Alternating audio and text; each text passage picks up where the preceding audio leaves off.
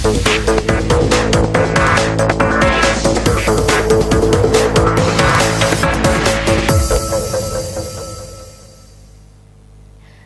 আপনারা দেখছেন high news. আমি শ্রীপনা রোজ আপনাদের সঙ্গে শুরু করছি আজকে স্পোর্টস টুডে। আর শুরুতে দেখে নেব আজকে হেডলাইন। দিল্লিতে প্রধানমন্ত্রী সরকারি বাসভবনে যান হরমনপ্রীত সহ পুরো ভারতীয় মহিলা ক্রিকেট দল। বুধবার সেই জয়ী দলকে সংবর্ধনা জানালেন প্রধানমন্ত্রী। সেখানে প্রধানমন্ত্রীকে করা হার্লিন দেওয়ালের প্রশ্নে হেসে ফেললেন সকলেই। মাত্র 4 মাস পরেই বিক্রি হয়ে যাবে আরসিবি। ইতিমধ্যেই দল বিক্রি প্রক্রিয়া শুরু হয়ে গিয়েছে। তবে দল বিক্রি প্রক্রিয়া চলাকালীন আইপিএল এ নিলামে অংশ নেবে আরসিবি। রোনাল্ডোর বিরুদ্ধে খেলার স্বপ্ন পূরণ হল না সন্দেশ জিঘানদের। ভারতে পর্তুগিজ কিংবদন্তিকে ছাড়াই দল পাঠিয়েছিল আল নাসের। জানুয়ারি শেষে আইএসএল এর শুরুর জন্য সব রকম প্রস্তুতি নেওয়া হয়েছে। তবে স্বাধীনতা না পেলে আদৌ বিট করবে এফএসডিএল? এরকম হাজারো একটা প্রশ্ন ঘোরাফেরা করছে ভারতীয় ফুটবল সমর্থকদের মধ্যে। দেশের মাটিতে ইতিহাস গড়েছে ভারতের মহিলা ক্রিকেট দল। দিল্লিতে প্রধানমন্ত্রী নরেন্দ্র মোদী সরকারি বাসভবনে যান হরমনপ্রীত সহ পুরো ভারতীয় মহিলা ক্রিকেটের দল। বুধবার সেই জয়ী দলকে সংবর্ধনা জানালেন প্রধানমন্ত্রী নরেন্দ্র মোদী। দেশের মাটিতে ইতিহাস গড়েছে ভারতের মহিলা ক্রিকেট দল। প্রথমবারের মতো টি-20 বিশ্বকাপ জিতে গোটা দেশকে গর্বিত করেছে হরমনপ্রীত কৌর, স্মৃতি মান্ধানারা। বুধবার সেই জয়ী দলকে সম্বর্ধনা জানালেন প্রধানমন্ত্রী নরেন্দ্র মোদী। বুধবার সন্ধ্যায় দিল্লির 7 নম্বর লোককল্যাণ মার্গে প্রধানমন্ত্রীর সরকারি বাসভবনে যান হরমনপ্রীত কৌর, জিমাইমা রদ্রিগেজ, স্নেহ রানা, রাধা যাদব সহ পুরো ভারতীয় মহিলা ক্রিকেট দল। মুম্বাই থেকে বিশেষ চার্টার বিমানে তারা পৌঁছন রাজধানীতে নামার পর তাদের জন্য তাজ প্যালেস হোটেলে ছিল বিশেষ সম্বর্ধনা। ঢোলের তালে নাচে গানে মাতেন জিমাইমা, রাধা, স্নেহারা। এরপর হোটেল থেকে বাসে চেপে প্রধানমন্ত্রীর বাসভবনে যান ক্রিকেটার, কোচ ও সাপোর্ট স্টাফ। সাদা শার্ট, কালো ট্রাউজার ও ব্লেজারে সজ্জিত ভারতীয় দলকে দেখে সবাই মুগ্ধ। সেখানে মোদির হাতে বিশ্বকাপ ট্রফি তুলে দেন হরমনপ্রীত কৌর। প্রধানমন্ত্রী তাদের সঙ্গে কিছুক্ষণ আড্ডা দেন, ছবি তোলেন এবং দলের সাফল্যের প্রশংসা করেন। দলনেত্রীর পক্ষ থেকে প্রধানমন্ত্রীর হাতে তুলে দেওয়া হয় ভারতীয় দলের একটি বিশেষ জার্সি, যার নম্বর 1। এই জার্সির পিছনে সই করেছেন স্কোয়াডের প্রত্যেক ক্রিকেটার। জার্সিতে লেখা ছিল নমো। বিশ্বজয় ক্রিকেটারদের সঙ্গে বসে বেশ খানিকক্ষণ কথা বলেন প্রধানমন্ত্রী। বিশ্বকাপ ফাইনাল থেকে শুরু করে ক্রিকেটারদের প্রত্যেক দিনের জীবনযাত্রা আলোচনায় উঠে এসেছিল এমন অনেক বিষয়। সেই সময় হার্লিন জিজ্ঞেস করেন, আপনি এত উজ্জ্বল কিভাবে ত্বকের যত্ন নেন? মোদী সহাস্যে বলেন, আমি ওসব নিয়ে ভাবি না। হার্লিনের পাশে বসে স্নেহ রানা বলেন, দেশবাসী আপনাকে ভালোবাসে। মোদীর জবাব, হ্যাঁ ঠিকই, এটাই তো শক্তি যা এতদিন সরকারে রেখেছে। এরপর হেড কোচ অমল মজুমদার মজা করে বললেন, আপনি দেখতে পাচ্ছেন স্যার কাদের সঙ্গে আমার ওঠা বসা? এদের জন্যই আমার চুল পেকে গিয়েছে। বিশ্বকাপের সেরা ক্রিকেটার দীপ্তি শর্মার হাতে ভগবান হনুমানের ট্যাটু। ইনস্টাগ্রামে জয় শ্রীরাম বায়ো নিয়ে প্রশ্ন করেন মোদী। উত্তরে দীপ্তি জানান, এগুলো তাকে শক্তি যোগায়। কথার মাঝে মোদী জিজ্ঞাসা করেন, দলের মধ্যে কি এমন কেউ আছে যে হাসাতে পারে? সকলে জিমাইমা রদ্রিগেজের দিকে ইঙ্গিত করেন। জিমাইমা বলেন, হার্লিনও এ কাজে সিদ্ধহস্ত। 2017 বিশ্বকাপ ফাইনালে হারের পরও ভারতীয় দলের সঙ্গে সাক্ষাৎ করেছিলেন প্রধানমন্ত্রী। সেই স্মৃতি রোমন্থন করেন বিশ্বজয়ী অধিনায়ক Harmanpreet Kaur. Hi news network.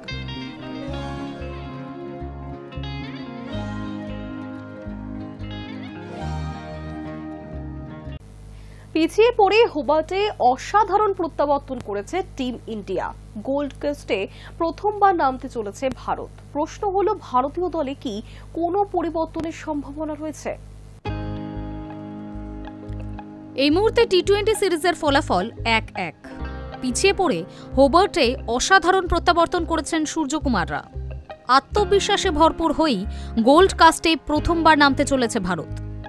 চতুর্থ ম্যাচে দুই দলের সামনেই সিরিজ জয়ের হাতছানি। প্রশ্ন হলো, ভারতীয় দলে কি কোনো পরিবর্তনের সম্ভাবনা রয়েছে? আর এই ম্যাচে কি বিঘ্ন ঘটাতে পারে বৃষ্টি? গত সপ্তাহে কুইন্সল্যান্ডে বজ্রপাত সহ তুমুল বৃষ্টিপাত হয়েছে। তবে আবহাওয়ার যে পূর্বাভাস, তাতে ম্যাচের সময় কুইন্সল্যান্ডে বৃষ্টির সম্ভাবনা মাত্র 2%। সুতরাং চতুর্থ টি-20 বৃষ্টিতে ভেস্তে যাবে না, এই কথা ধরে নেওয়াই যায়। ঘটনাচক্রে এই মাঠে প্রথমবার নামতে চলেছে ভারতীয় দল, তাই নতুন মাঠের সঙ্গে খাপ খাইয়ে নেওয়ারও চ্যালেঞ্জ থাকবে টিম ইন্ডিয়ার সামনে। চতুর্থ টি-20-র আগে দুই দলেরই বেশ কিছু পরিবর্তন হয়েছে। সামনে অ্যাসেজ, সেই কথা মাথায় রেখে ট্রাভিস হেডকে বিশ্রাম দিয়েছে অস্ট্রেলিয়া। অন্যদিকে কুলদীপ যাদবকেও দক্ষিণ আফ্রিকার বিরুদ্ধে টেস্ট সিরিজের কথা ভেবে ছেড়ে দেওয়া হয়েছে। প্রোটিয়াদের বিরুদ্ধে নামার আগে ভারতীয় এ দলের হয়ে খেলবেন এই চায়নাম্যান বোলার। তবে চতুর্থ ম্যাচে ভারতীয় দলের প্রথম একাদশ কি হবে সেই ইঙ্গিত পাওয়া কঠিন। তবে জানা গিয়েছে অপরিবর্তিত থাকবে ভারতীয় দল। আগের ম্যাচগুলির ওপেনে নামবেন অভিষেক শর্মা ও শুভমান গিল। প্রথম 3 ম্যাচে একেবারেই ছন্দে দেখা যায়নি গিলকে, যা চিন্তায় রেখেছে ভারতীয় দলকে। গোল্ড কাস্টে ফর্মে ফিরতে চাইবেন তিনি। এরপর যথাক্রমে রয়েছে তিলক ভার্মা, সূর্যকুমার, জিতেশ শর্মা, শিবম দুবে, অক্ষর পটেল, ওয়াশিংটন সুন্দর, যশপ্রীত বুমরা, অর্শদীপ সিং, বরুণ চক্রবর্তী। ভারতীয় অধিনায়ক পছন্দের 3 নম্বরে ব্যাটিংয়ে আসেন কিনা সেটাও দেখার। সব মিলিয়ে একটা হাড্ডাহাড্ডি ম্যাচের অপেক্ষা করছে ক্রিকেট বিশ্ব। High news network.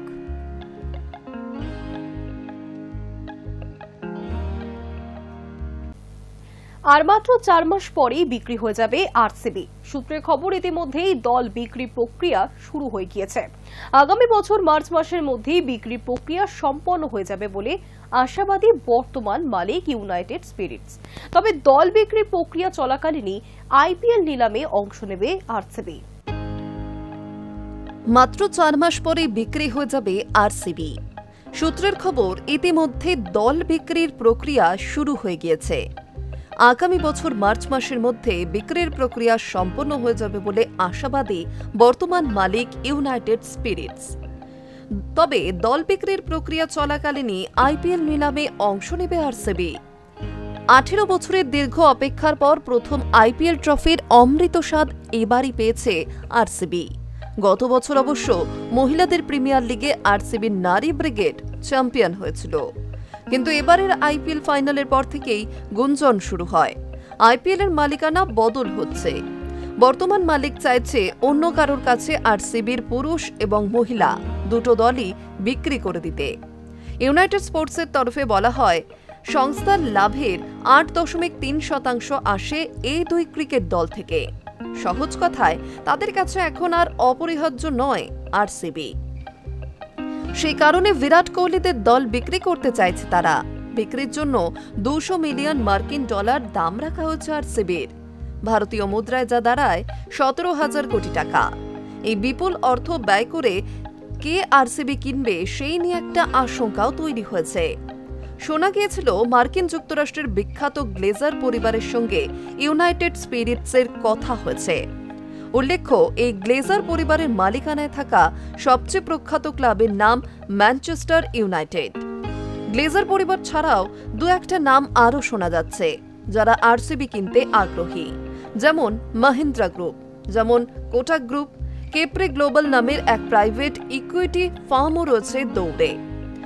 Corona vaccine বানানো serum institute of India CEO আদর পুনওয়ালা আরসিবি কেনার ব্যাপারে সবচেয়ে এগিয়ে রয়েছেন বলেও একটা সময় শোনা যাচ্ছিল। পুনাওয়ালার সম্পত্তির পরিমাণ 2024 সালের হিসাব অনুযায়ী 13,60,000 কোটি টাকা। তাই তার পক্ষে আরসিবি কেনাটা কোনো ব্যাপারই নয়। শেষ পর্যন্ত কাদের দখলে যাবে বিরাট কোহলি, স্মৃতি মান্ধানাদের দলের মালিকানা, সেই প্রশ্নই রয়েছে। High news network.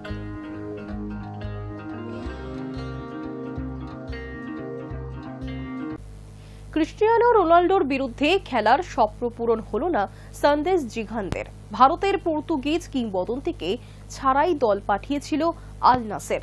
প্রশ্ন ছিল ACL-2 এর গ্রুপ পর্বের ফিরতি লেগের ম্যাচে কি দলে থাকবেন 5 বারের ব্যালন ডি'অর জয়ী তারকা? শেষ পর্যন্ত রোনাল্ডোহীন আল নাসেরের বিরুদ্ধে 4-0 গোলে হার স্বীকার করল FC গোয়া। ক্রিশ্চিয়ানো রোনাল্ডোর বিরুদ্ধে খেলার স্বপ্ন পূরণ হল না সন্দেশ জিংখানদের। ভারতে পর্তুগিজ কিংবদন্তিকে ছাড়াই দল পাঠিয়েছিল আল নাসের। প্রশ্ন ছিল ACL-2 এর গ্রুপ পর্বের ফিরতি লেগের ম্যাচে কি দলে থাকবেন 5 বারের ব্যালন ডি'অর জয়ী তারকা? শেষ পর্যন্ত তাকে ছাড়াই AFC গোয়ার বিরুদ্ধে দল নামালেন আল নাসের কোচ জর্জে জেসুস। রোনাল্ডোহীন আল নাসেরের বিরুদ্ধে অবশ্য 4-0 গোলে হার স্বীকার করল FC গোয়া। দেশের মাটিতে সৌদি জায়ান্টসদের বিরুদ্ধে অসাধারণ লড়াই করেছিল মনোলো মার্কেজের দল। 1-2 গোলে হেরে গেলেও তাদের লড়াকু পারফরমেন্স প্রশংসিত হয়েছিল। রোনাল্ডো না এলেও খেলেছিলেন Sadio Mane, Joao Felix, Inigo Martinez, Kingsley কোমানের মতো তারকারা। ধারে ভারে এগিয়ে থাকা দলের বিরুদ্ধে চোখে চোখ রেখে লড়াই করেছিল গোয়া, কিন্তু রিয়াদে তার ছিটে ফোঁটাও দেখাতে পারলেন না তারা। ফলস্বরূপ বড় ব্যবধানে হার স্বীকার করতে হল ভারতীয় ক্লাবকে।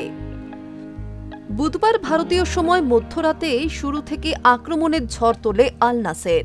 5 মিনিটে আকাশ সাওয়ানকে কাটিয়ে বক্সের ভেতর চলে যান ওয়েসলি। সজাগ ছিল গোয়ার রক্ষণ। 10 মিনিটে ম্যাচের প্রথম কর্নার পায় সৌদির দল। প্রথম কোয়ার্টারে দেখা যায় বেশিরভাগ আক্রমণই বাঁ দিক থেকে তোলার চেষ্টা করছিল আল নাসের। আব্দুল রহমান গরিব বেশ কিছু লো ক্রসও রেখেছিলেন, তাতে অবশ্য ফলপ্রসূ ছিল না। 20 মিনিটে সুযোগ তৈরি করলেও ব্যর্থ হন ওয়েসলি। 4 মিনিট পর আল হাসানের দূরপাল্লার শটে এগিয়ে দিতে পারেনি সৌদির ক্লাব। রক্ষণ আঁটোসাঁটো রেখেছিলেন গোয়ার ফুটবলাররা। 35 মিনিটে গোলের দেখা পায় আল নাসের। গরিবের নিখুঁত ফ্রিকিকে এগিয়ে যায় তারা। গোয়ার গোলরক্ষক ঋত্বিক তিওয়ারি ছিলেন নিছক দর্শক। 3 মিনিটের মধ্যে ব্যবধান বাড়াতে পারত নাসের। আল হাসানের শট ক্রসবারে লেগে প্রতিহত হয়। প্রথমার্ধে আর কোনো গোল হয়নি। দ্বিতীয়ার্ধেও আধিপত্য নিয়ে শুরু করে আল নাসের। 53 মিনিটে গরিবের গোলে ব্যবধান বাড়ায় তারা। 63 মিনিটে আল নাসেরের গোল মুখে শট নেন গোয়ার সার্বিয়ান ফুটবলার ডেজান ড্রাজিস। নাসের গোলরক্ষক রাঘিত নাজ্জার অবশ্য বিশেষ পরীক্ষার মুখে পড়েননি। 65 মিনিটে ফের গোল স্কোর লাইন 3-0 করেন মোহাম্মদ মারান। 84 মিনিটে স্কোরশিটে অবদান রাখেন ফেলিক্স। দ্বিতীয়ার্ধে স্টপেজ টাইমে হ্যাট্রিক করার সুবর্ণ সুযোগ নষ্ট করেন গরিব। ঋত্বিক তিওয়ারিকে একা পেয়েও গোল করতে ব্যর্থ হন। শেষ পর্যন্ত খেলা শেষ হয় 4-0 অবস্থায়। এই জয়ের ফলে গ্রুপ ডিতে 4 ম্যাচে 12 পয়েন্ট নিয়ে শীর্ষে আল নাসের। FC গোয়ার পয়েন্ট 0।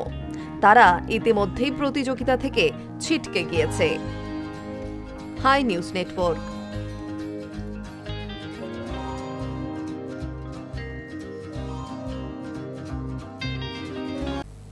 জানুয়ারির শেষে ISL শুরুর জন্য সব রকম প্রস্তুতি নেওয়া রয়েছে। তবে স্বাধীনতা না পেলে আদৌ বিট করবে FSDL? এরকম হাজারো একটা প্রশ্ন ঘোরাফেরা করছে ভারতীয় ফুটবল সমর্থকদের মধ্যে। ISL কি হবে? হলেই বা কবে হবে? FSDL কি ISL এর জন্য বিডে অংশগ্রহণ করবে? তার মধ্যে আবার 5ই নভেম্বরের জায়গায় বিট পেপার জমা দেওয়ার জন্য 2 দিন পিছিয়ে 7ই নভেম্বর করে ডেডলাইন বেঁধে দিল ফেডারেশনের টেন্ডার কমিটি। হঠাৎ এরকম কেন সিদ্ধান্ত নেওয়া হলো? এরকমই হাজার একটা প্রশ্ন ঘুরছে ভারতীয় ফুটবল সমর্থকদের মধ্যে। তাই সকলের আগ্রহ নিরসনের জন্য সরাসরি বলে দেওয়া যাক, এই মরশুমের ইন্ডিয়ান সুপার লিগ করার জন্য তৈরি রয়েছে FSDL। প্রতি বছর যেই দলটা নিয়ে ISL পরিচালনা করা হয়, সেই দলের প্রত্যেক সদস্য, ভেন্ডার প্রত্যেককেই ISL শুরুর জন্য স্ট্যান্ড বাই করে রাখা আছে। কিন্তু ISL এর দায়িত্ব তখন নেবে FSDL যখন সেটা নিজেদের শর্তে করতে পারবে। ISL করার জন্য প্রতি বছর 37.5 কোটি টাকা দেবে FSDL। এর বাইরে ISL চালানোর জন্য প্রতি বছর 150 থেকে 200 কোটি টাকা খরচ করবে FSDL। রেলিগেশন প্রমোশন মেনে নিয়ে নিজেদের তৈরি করা ফ্র্যাঞ্চাইজি দলগুলি অস্তিত্ব সংকটের মুখে ফেলে দেবে FSDL। আর ISL চালাবে গভর্নিং কাউন্সিল। যেখানে টাকা পয়সা থেকে পুরোটাই আর্থিক ক্ষতির ঝুঁকি থাকবে শুধুমাত্র এফএসডিএল এর। কিন্তু গভর্নিং কাউন্সিলে যে কোনো সিদ্ধান্তর মিটিংয়ে এফএসডিএল এর প্রতিনিধি থাকবে মাত্র একজন। অন্য ইস্যু ছেড়ে দিন, শুধুমাত্র এই ইস্যুটাতে এসেই আইএসএল এর জন্য বিডে অংশ নেওয়া এফএসডিএল এর জন্য প্রায় অসম্ভব মনে হচ্ছে। ফেডারেশন যেই বিট পেপার জমা দেওয়ার জন্য আরও 2 দিন অতিরিক্ত সময় নিল, তা কোনো মতেই এফএসডিএল এর অনুরোধের জন্য নয়। শোনা যাচ্ছে অন্য একটি কোম্পানি বিট করার প্রস্তুতি নেওয়ার জন্য আরও 2 দিন সময় চেয়েছে ফেডারেশনের কাছে, আর তাই 7 নভেম্বর পর্যন্ত বিট করার ডেডলাইন বাড়িয়ে দেওয়া হয়েছে। টেন্ডার কমিটির শর্তগুলিতে বিট করার জন্য খুব একটা আগ্রহ না দেখালেও আইএসএল করার জন্য সব রকম প্রস্তুতি কিন্তু নিয়ে রেখেছে এফএসডিএল। আইএসএল করতে চায় বলেই টেন্ডারের শর্তগুলো দেখে প্রায় 200টির মতো প্রশ্নের ব্যাখ্যা দিয়েছে এফএসডিএল। তাতে টেন্ডার কমিটি যে উত্তর দিয়েছে তাতে 3টে যে মূল প্রশ্ন তুলেছিল এফএসডিএল, তা হলো গভর্নিং কাউন্সিল, বার্ষিক 37.5 কোটি টাকা এবং রেলিগেশন। এই 3টি পয়েন্টেই কোনো নড়চড় করেনি আইএসএল এর টেন্ডার কমিটি। ফলে বর্তমানে টেন্ডার শর্তে আইএসএল এর টেন্ডারের জন্য এফএসডিএল এর বিট করা আপাতত বেশ অসম্ভব মনে হচ্ছে। অন্য কোনো কোম্পানি যদি বিট করে টেন্ডার জিতে যায়, তাহলেও কবে আইএসএল শুরু হবে বলা এই মুহূর্তে কঠিন ব্যাপার। আর কোনোভাবে আইএসএল এর নিয়ে এফএসডিএল এর সঙ্গে যদি শেষ পর্যন্ত ফেডারেশনের চুক্তি সম্পাদিত হয়, তাহলেও জানুয়ারির শেষ কিংবা ফেব্রুয়ারির শুরুর আগে এই মরশুমের আইএসএল করা প্রায় অসম্ভব। আইএসএল চালানোর পূর্ব অভিজ্ঞতা থেকে এফএসডিএল যেহেতু সব দিক থেকে তৈরি হয়ে রয়েছে, তাই নভেম্বরের শেষের দিকেও যদি আইনি দিক খতিয়ে দেখে এফএসডিএল এর হাতে কোনোভাবে আইএসএল চালানোর দায়িত্ব আসে, তাহলেও জানুয়ারির শেষ কিংবা ফেব্রুয়ারির প্রথম দিকের আগে শুরু করা প্রায় অসম্ভব ব্যাপার। যেহেতু এই মৌসুমে সবকিছুই ঘেটে রয়েছে, তাই এই মৌসুমকে হয়তো স্পেশাল কেস হিসেবে সিঙ্গল লেগে মে পর্যন্ত আইএসএল করে দেওয়া সম্ভব হবে। তবে তার আগে আইএসএল এর দায়িত্ব পেতে হবে এফএসডিএল কে, আর সেটা স্বাধীনভাবে। Hi news network.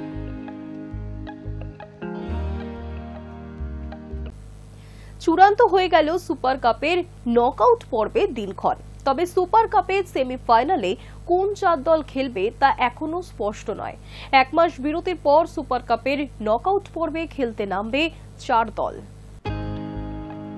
চূড়ান্ত হয়ে গেল সুপার কাপের নকআউট পর্বের দিনক্ষণ। তবে সুপার কাপের সেমিফাইনালে কোন 4 দল খেলবে তা এখনো স্পষ্ট নয়। উল্লেখ্য, সুপার কাপের সূচি ঘোষণার সময় নকআউট পর্বের দিনক্ষণ বা ভেন্যু কোনোটাই জানানো হয়নি।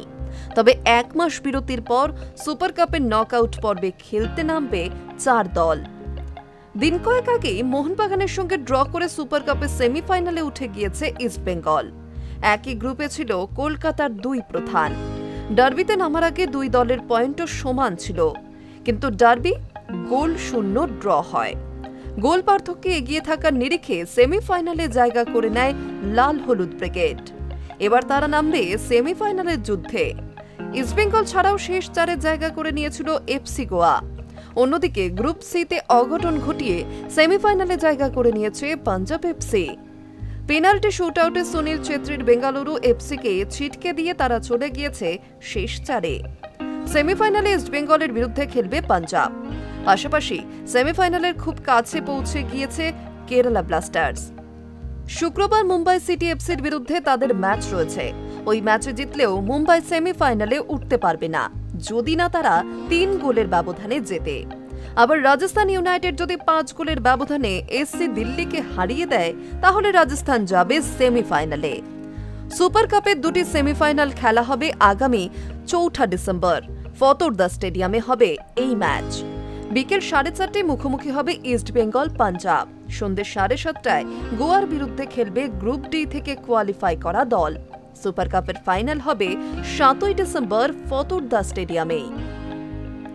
High news network. Sports today এখনকার মতো এই পর্যন্তই। দেখতে থাকুন হাই নিউজ।